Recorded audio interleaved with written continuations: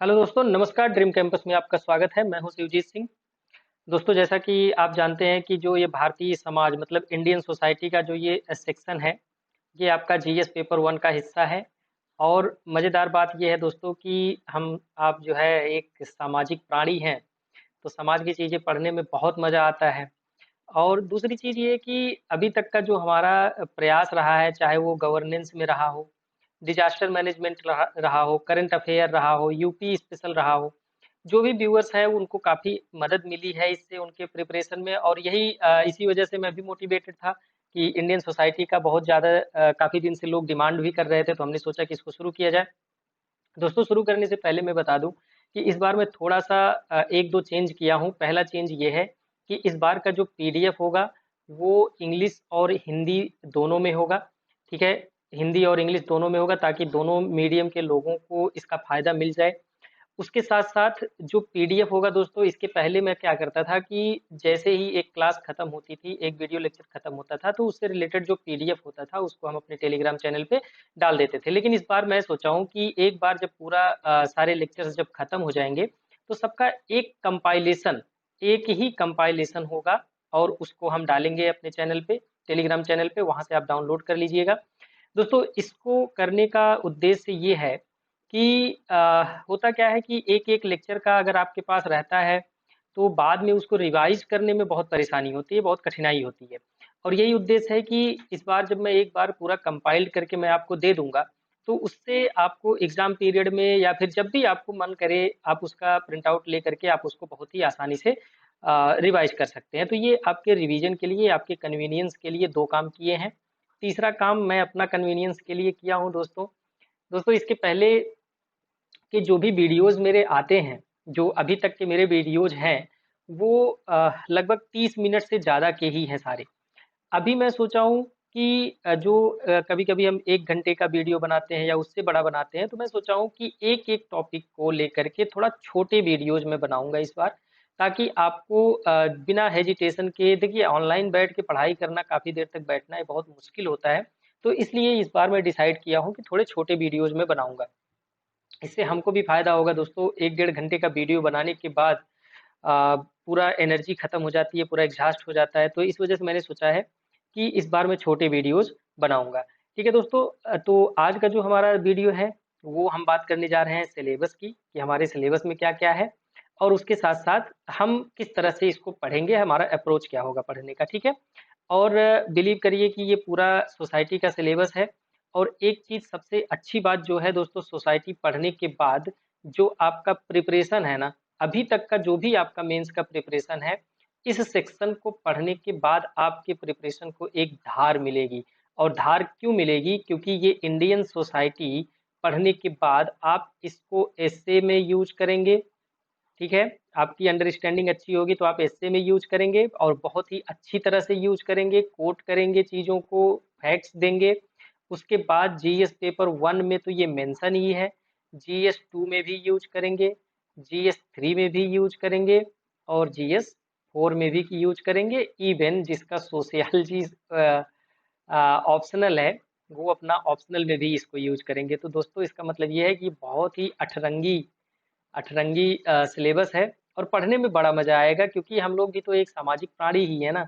खुद को रिलेट करके अपने परिवार को, अपने माता पिता को, अपने भाई बंधु को रिलेट करके पढ़िए। बहुत ही मजा आने वाला है, बहुत ही मस्त ये लेक्चर सीरीज होने वाली है। तो मेरे साथ बने रहिए और पूरा लेक्चर सीरीज कंप्लीट कीजिए। आपको मजा तो मजा आएगा और उसके साथ साथ आपका तैयारी भी बहुत अच्छे से होगा।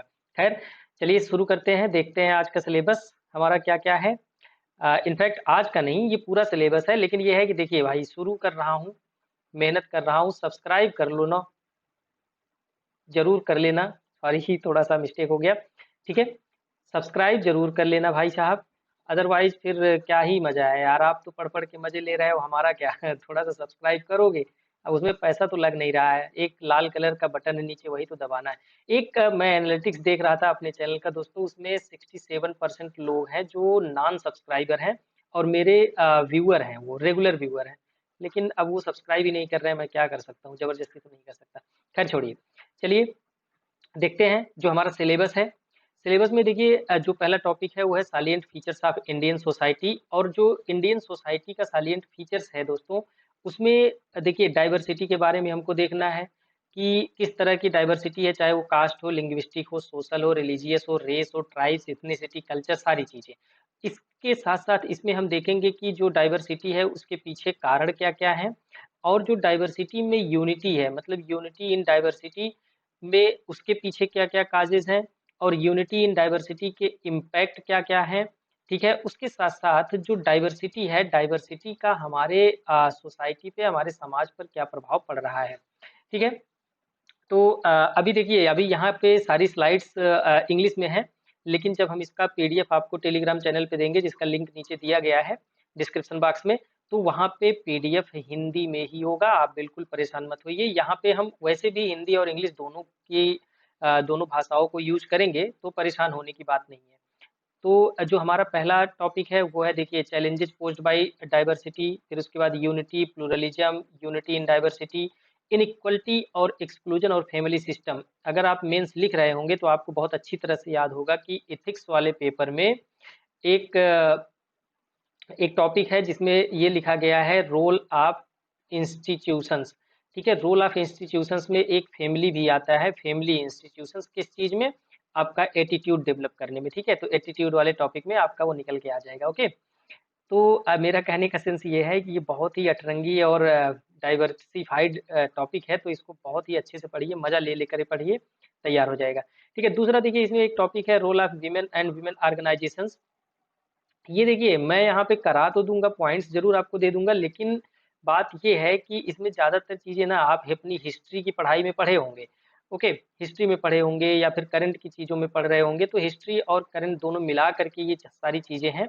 और जहां तक अगर बात की जाए क्वेश्चंस बनने की, तो यहाँ पे क्वेश्चंस डायरेक्ट नहीं पूछता है, इनडायरेक्टली अगर कभी कभार पूछता है तो उतना लिखने की स्थिति में आप होते हैं। हालांकि मेरा ये लक्ष्य है कि हम पूरा जो सिलेबस है, जो भी चीजें मेंशन है, वो हम कंप्लीट करेंगे। ठीक है, उसके बाद जो सिलेबस है दोस्तों वो है पॉपुलेशन एंड एसोसिएटेड इश्यूज।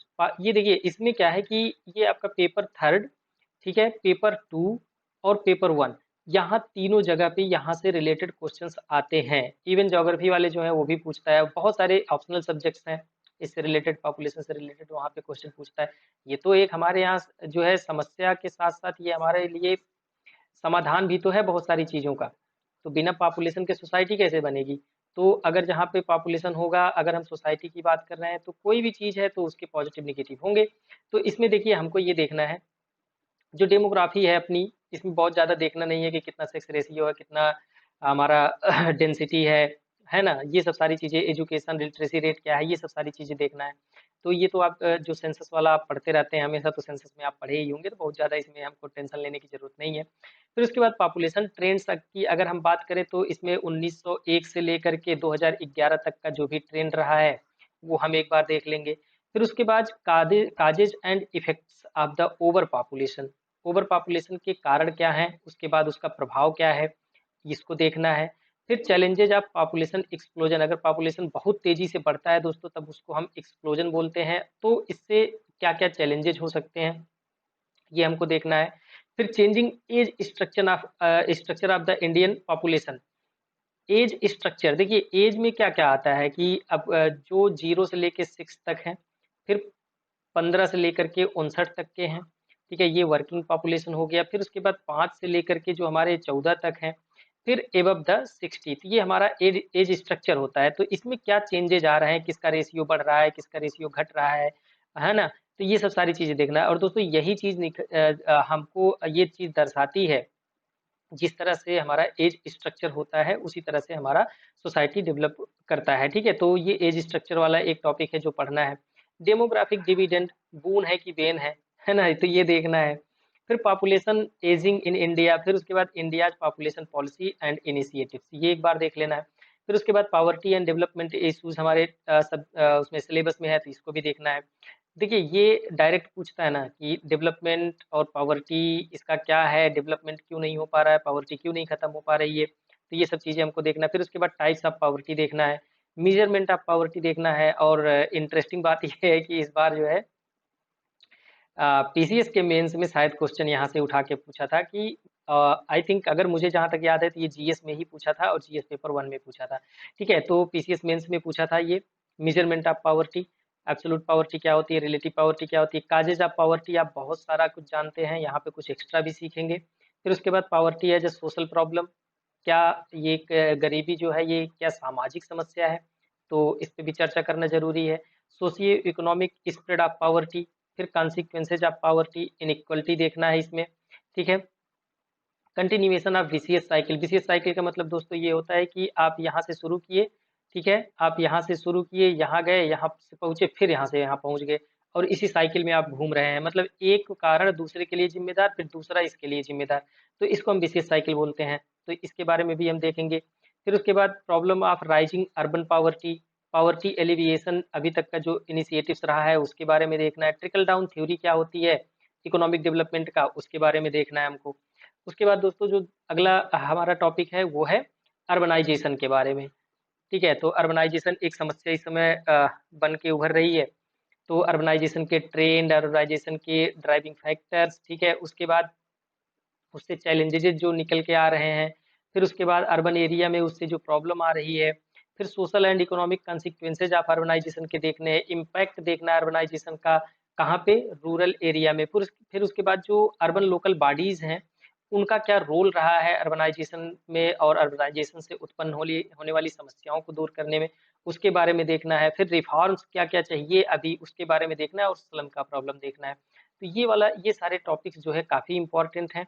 और जैसा कि मैं बार बार आपको बता रहा हूँ कि इसमें आपका केवल पेपर 1 तैयार नहीं होगा, इसके अलावा आपका पेपर 2 और पेपर 3, पेपर 4, ये चारों जगह पे आप इसको यूज करेंगे, आपके लिए ये फायदेमंद होगा। फिर उसके बाद देखिए ग्लोबलाइजेशन एक ये मुद्दा है, और ज़्यादातर मैंने देखा ना कि जब आप इंडियन सोसाइटी पढ़ रहे होते हैं तो यही एक टॉपिक पढ़ के छोड़ देते हैं।